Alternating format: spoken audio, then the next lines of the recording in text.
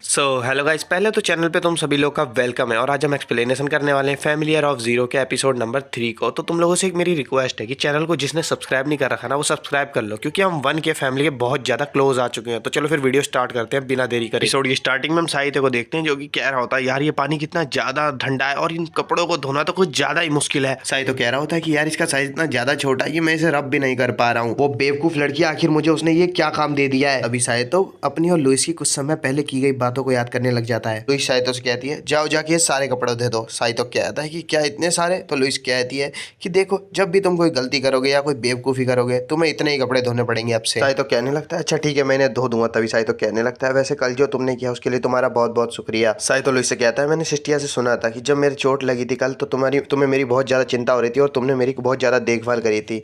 तो फिर लुइस कहने लगती है, देखो तुम्हें कोई गलत फहमी हो चुकी है लगता है मुझे। तभी लुइस साहित्य से कहती है कि देखो, मैं तुम्हारी मालकिन हूँ और तुम मेरे फैमिलियर हो और एक फैमिलियर की देखभाल करना तो देखो मालिक का फर्ज बनता ही है। बात सुन के तो साहित्य का मूड खराब होने लग जाता है। तभी लुइस खड़ी होती है और कहने लगती है, बेवकूफ, यहाँ बेवकूफी करना बंद करो और जल्दी जाके सारे कपड़े धो। तभी सीन से प्रेजेंट में आ जाता है और साहित्य सोचने लग जाता है, यार काश मैं घर वापस जा पाता। और हम देखते हैं तभी वहाँ पे लुइस भी आ जाती है और लुइस उसका कान खींचती है और कहती है कि बेवकूफ, क्या तुमने अभी तक कपड़े नहीं धोए? आखिर तुम अभी और कितना ज्यादा टाइम लगाने वाले हो? लुइस उसका कान छोड़ देती है और कहने लगती है कि जैसे ही तुम्हारा काम खत्म हो जाए तुम क्लास में आ जाना।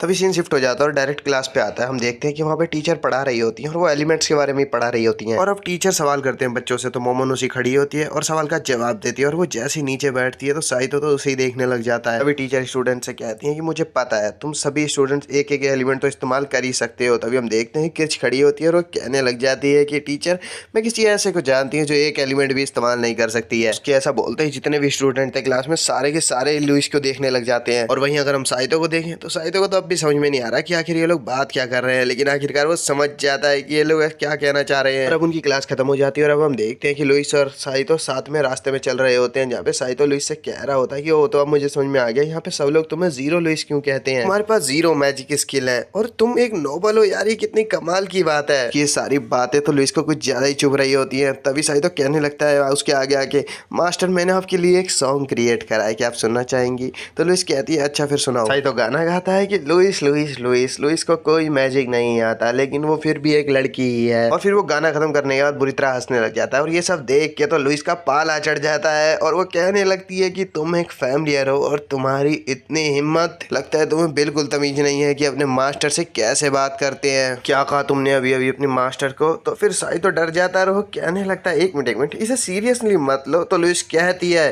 कि तुम्हारा आज का खाना कैंसल। साई तो उसके पास जाता है और गिड़गिड़ाने लग जाता है और कहता है कि प्लीज मुझे माफ कर दो, मैं आज के बाद ऐसा कुछ नहीं करूंगा। लुइस कहती है, नहीं तुम इसके लायक ही नहीं हो। सीन शिफ्ट होता है, अब हम डायरेक्ट रात का सीन देखते हैं। हम देखते हैं कि साई तो बेचारा भूख से तड़प रहा होता है। वो कहता भी है कि अब मैं ऐसा नहीं करूंगा, अब दे दो मुझे खाना। लेकिन लुइस उसकी मानती ही नहीं है और कहती है, नहीं बिल्कुल नहीं मिलेगा। तभी आसमान की ओर देख रही होती है तो साई तो उसके पास आता है और कहने लगता है कि ऐसे रखोगी तुम अपने फैमिलियर का ध्यान? तुमने ही तो कहा था तुम अपने फैमिलियर का ध्यान अच्छे से रखना चाहती थी। साई तो कहने लग जाता है, मास्टर आप ऐसा क्यों कर रही हैं? तभी साई तो रोने लग जाता है, कहता है प्लीज मुझे माफ कर दो, मुझे बहुत ज्यादा भूख लग रही है। लुइस उससे कहती है कि बेवकूफ मुझे परेशान करना बंद करो और पीछे हटो। तभी साई तो पीछे हट जाता है। लुइस उससे कहती है, अच्छा ठीक है तुम मेरा एक काम कर दो, मैं तुम्हें माफ कर दूंगी। साई तो कहने लगता है, क्या सच में? वो कहता है, आपका बहुत बहुत शुक्रिया मास्टर। तभी साई तो लुइस की तारीफ करने की कोशिश करता है। वो कहता है कि मेरी मास्टर कितनी ज्यादा अच्छी है, भले ये जीरो है, आज के बाद मैंने कभी जीरो नहीं कहूंगा, आज के बाद मैं कभी नहीं कहूंगा इनके ब्रेस्ट का साइज जीरो, आज के बाद मैं कभी नहीं कहूंगा इन्हें मैजिक नहीं आता। ये बात सुन के तो लुइस का पाला फिर से चढ़ जाता है। वो कहती है, तुम्हें खाना तो वैसे भी नहीं मिलता, अब एक काम करो तुम इस कमरे में भी नहीं सोओगे। वो उसे कमरे तक से निकाल देती है। फिर उसके बाद हम देखते हैं कि साई तो बाहर सोने की बहुत ज्यादा कोशिश कर रहा है। वो कह रहा होता है कि यार इसके यहाँ इतनी ज्यादा ठंड है, या तो मैं भूख से मर जाऊंगा या फिर मैं ठंड से मर जाऊंगा।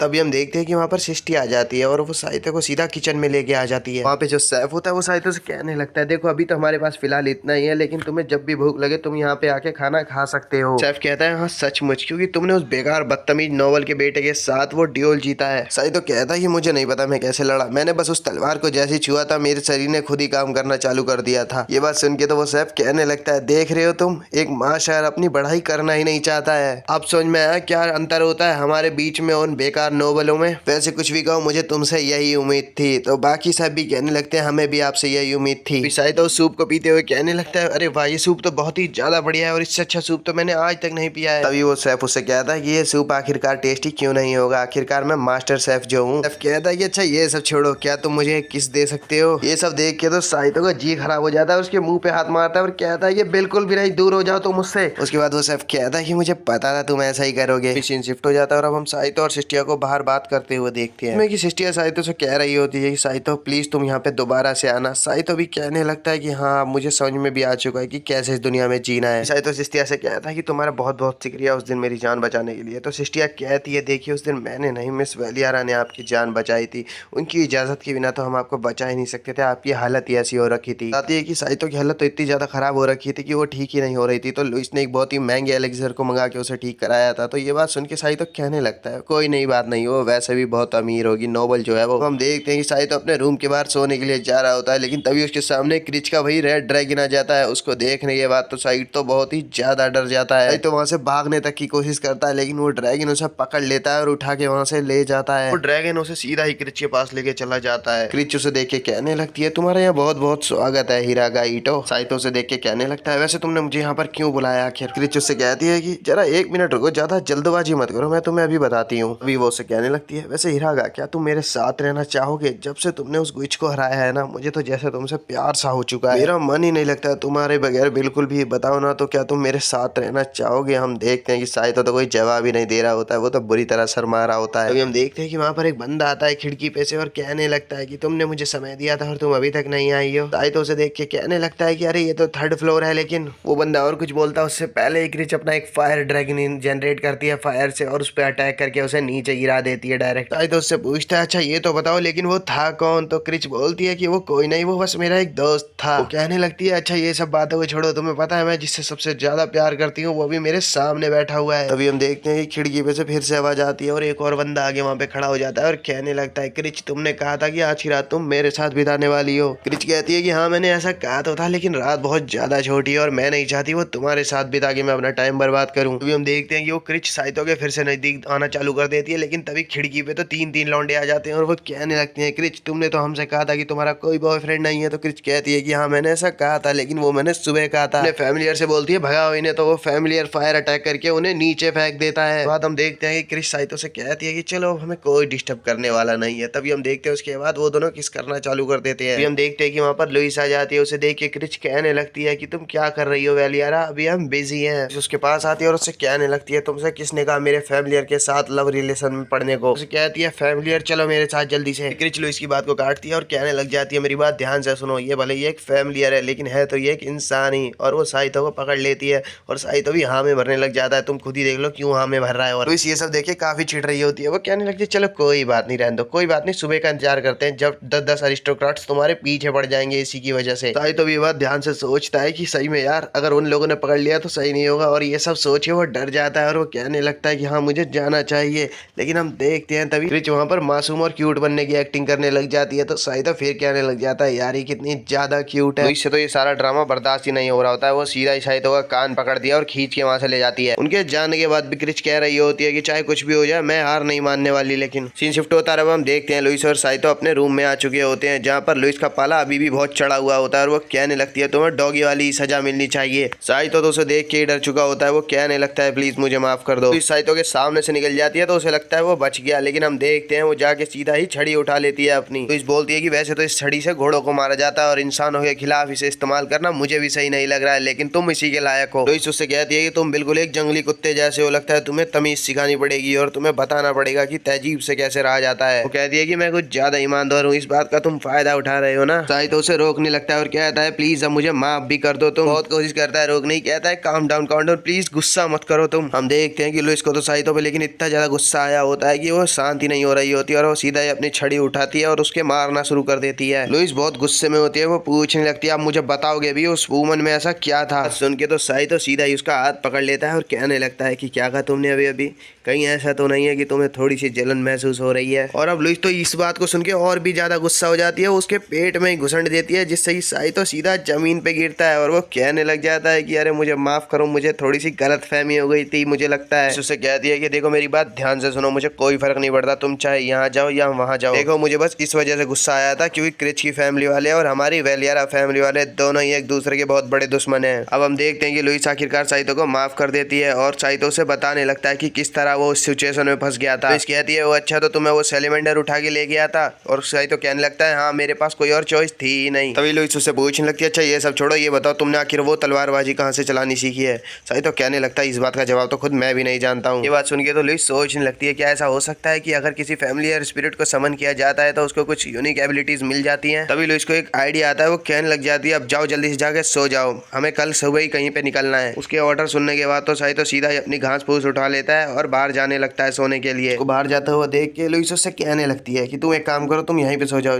चलो तुम इस बेड पे सो जाओ। ये बात सुन के सही तो कहने लगता है क्या सचमुच, लेकिन लुइस वहाँ पे शर्मा जाती है और वो कहने लगती है ये सब मजाक था, चलो जमीन पे ही सो। सीन शिफ्ट होता हम देखते हैं सुबह हो गई और अब हम लुइस और साइतो को साथ में घोड़े पे कहीं पर जाते हुए देखते हैं। क्रिच सोचने लगती है कि आखिरकार ये दोनों अकेडमी से बाहर जा क्यों रहे हैं, मुझे कुछ ठीक नहीं लग रहा है। अभी हम देखते हैं कि क्रिच सीधी भागती हुई जाती है कहीं पर और वो सीधा ही ताबिता के रूम में जाती है और वो उसका रूम बजाने लग जाती है। हम देखते हैं कि ताबिता तो सीधा ही अपने स्पेल से उसका मुंह बंद कर डालती है और उसकी आवाज ही नहीं आ रही होती है। आखिरकार ताबिता उसका मुंह खोल देती है। क्रिच कहने लगती है प्लीज ताबिता मेरी हेल्प करो, मेरा फैमिलियर उड़ नहीं सकता, ये बात तो तुम जानती ही हो। क्रिच कहने लगती है कि मुझे उन दोनों को पकड़ना है। हम देखते हैं कि ताबिता कहती है कि रहने दो, मुझे नहीं जानना। क्रिच कहती है अरे हाँ तुम तो बिना एक्सप्लेन किए ही हर चीज समझ जाती हो। हम देखते हैं कि ताबिता अपने रूम के बाहर आती है और वो किसी चीज को अपने पास बुलाने लगती है। हम देखते हैं कि ये तो एक ड्रैगन है। वो दोनों ही उस ड्रैगन पे बैठ जाते हैं ताकि वो लुइस और साइतो का पीछा कर सकें। इन शिफ्ट होकर लुइस और साइतो पे जाता है। हम देखते हैं ये लोग मार्केट में आए हुए होते हैं और ये किसी चीज को परचेज करने आए हुए होते हैं। साइतो लुइस से पूछने लगता है तुम मुझे बताओ गिवी कि क्यों तुमने उस घोड़े पे मुझे 3 घंटे बिठा के यहाँ पे लेके आई हो। कहती है मेरे साथ चलो। तभी हम देखते हैं वो दोनों सीधा एक स्वॉर्ड स्टोर में आ जाते हैं। तभी हमें पता चलता है जो लुइस है वो साइतो के लिए एक स्वॉर्ड खरीदने आई हुई है। अब वो चूज कर रही होती है कि आखिर कौन सी स्वॉर्ड बेहतर रहेगी। लुइस उस दुकान के ओनर से कहने लगती है मुझे ये स्वॉर्ड बिल्कुल अच्छी नहीं लग रही है, इससे बड़ी स्वॉर्ड दो और ज्यादा भारी भी।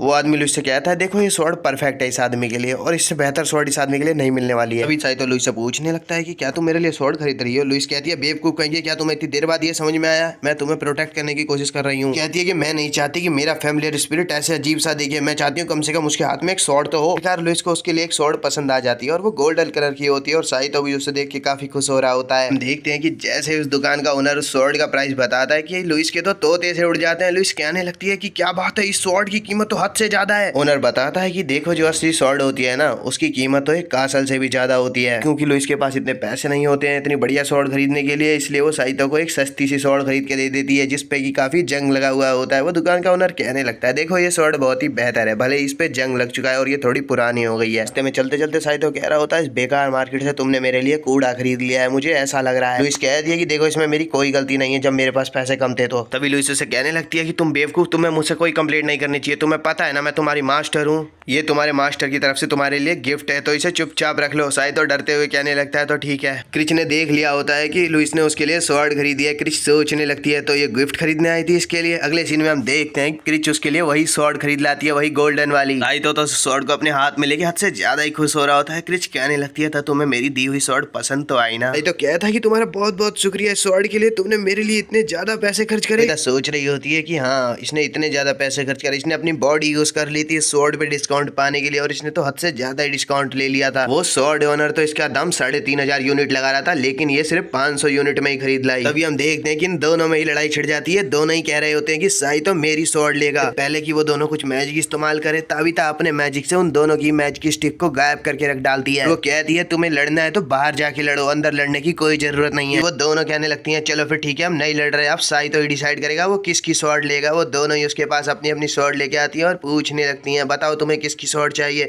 साइतो कहता है एक काम करता हूँ मैं दोनों को ही ले लेता हूँ। ये बात सुन के तो दोनों का पाला चढ़ जाता है, दोनों उसके मुंह पे रख के लात देती हैं। तभी क्रिच लुइस से कहने लगती है कि ये देखो ये बहुत ही अच्छा वक्त है, मैं तुमसे कुछ सच्चाई कहना चाहती हूँ, मैं तुमसे नफरत करती हूँ। तो लुइस कहने लग जाती है तुमने बिल्कुल सही कहा, मैं भी तुमसे नफरत करती हूँ। क्रिच कहने लगती है कि क्या कहा तुमने। लुइस कहती है तो आ जाओ एक ड्यूल हो जाए। वो लड़ी रही होते हैं कि तभी आवाज आती है कि ये बेवकूफ लड़कियों लड़ना बंद करो। ये सारी आवाज साइतो की तरफ से आती है तो वो उसे घूरने लग जाती है दोनों ही। साइतो उनसे कहता भी है कि देखो ये मैं नहीं था। तभी तक कहने लगती है जरा ध्यान से देखो वो स्वॉर्ड बोल रहा है। अभी हम देखते हैं कि हाँ सच में वो स्वॉर्ड तो बात कर रहा होता है। वो स्वॉर्ड कहता है तुमने मेरे को सोते हुए क्यों जगा दिया आखिर। क्रिच बताती है कि ये एक इंटेलिजेंट स्वॉर्ड है और इसके पास खुद का दिमाग है और ये बोल भी सकती है। क्रिच लुइस से पूछने लगती है कि क्या ये बात तुम्हें पता थी कि ये एक इंटेलिजेंट स्वॉर्ड है। तो लुइस बताती है कि नहीं, खरीदते वक्त ये बात मुझे बिल्कुल भी नहीं पता थी। तो उस स्वॉर्ड को देख के कहने लगता है यार ये स्वॉर्ड तो सच में काफी ज्यादा मजेदार है। सही तो कहने लगता है मैं इसे ही चूज कर रहा हूँ। उसकी ये बात सुन के तो क्रिच का बेचारी का दिल ही टूट जाता है। दूसरी तरफ हम लुइस को देखें तो लुइस कह रही होती है यार सारी अजीब गरीब चीजें मेरे साथ ही क्यों होती हैं आखिर। सो गाइस ये एपिसोड तो यहीं खत्म होता है। चलो मिलते हैं नेक्स्ट एपिसोड में, और चैनल को लाइक और सब्सक्राइब करते हुए जाना। और तुमने इसका पिछला एपिसोड नहीं देखा है तो मैं तुम्हें लिंक दे रहा हूँ डिस्क्रिप्शन में, वहां से जाके देख लो। और मैंने चैनल पे और भी अच्छे एनीमे एक्सप्लेन किए हुए हैं, जाओ जाके उन्हें भी देख लो उनकी प्लेलिस्ट में।